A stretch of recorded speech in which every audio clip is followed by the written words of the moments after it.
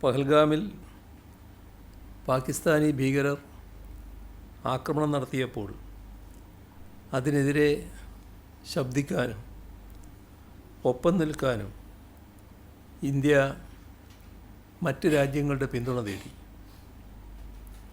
ഭീകരവാദത്തിനെതിരായ പോരാട്ടത്തിൽ ലോകത്തിൻ്റെ ഐക്യദാർഢ്യം ഉറപ്പിക്കാനാണ് പ്രത്യേക പ്രതിനിധി സംഘങ്ങളെ ഇന്ത്യ വിദേശ രാജ്യങ്ങളിലേക്ക് അയച്ചത്.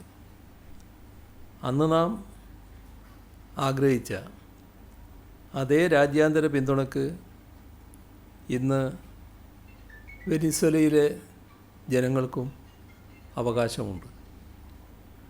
മനുഷ്യ മനസാക്ഷി അമ്പരപ്പിച്ച സാമ്രാജ്യത്വ നീക്കത്തെ ഗൗരവത്തോടെ കാണുന്നതിന് പകരം നിസ്സാരവൽക്കരിക്കാനും അമേരിക്കൻ വിധേയത്വം പ്രകടിപ്പിക്കാനുമുള്ള ത്വരയാണ് കേന്ദ്ര സർക്കാർ പ്രകടിപ്പിക്കുന്നത്. ഇത് സംബന്ധിച്ച വിദേശ മന്ത്രാലയത്തിൻ്റെ പ്രസ്താവനയിൽ അമേരിക്കയുടെ പേരുപോലും പരാമർശിക്കപ്പെട്ടില്ല.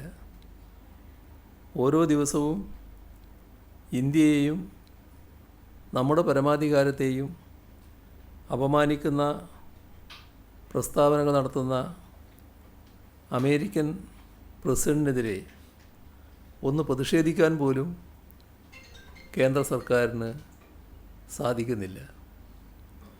രാജ്യത്തെ മുഖ്യ പ്രതിപക്ഷ കക്ഷിയെന്ന് അവകാശപ്പെടുന്ന കോൺഗ്രസും അതേ വഴിയിലാണ്.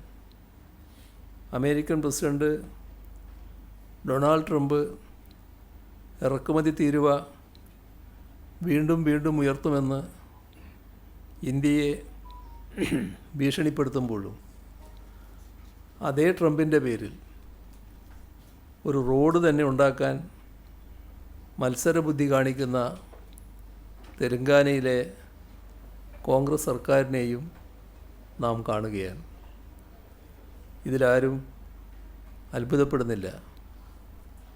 അമേരിക്കയുടെ ഫണ്ടിങ്ങോടെ CIA ആസൂത്രണം ചെയ്ത വിമോചന സമരമെന്ന അട്ടിമറി സമരം നടത്തിയവർക്ക് അതേ ചെയ്യാനാവും.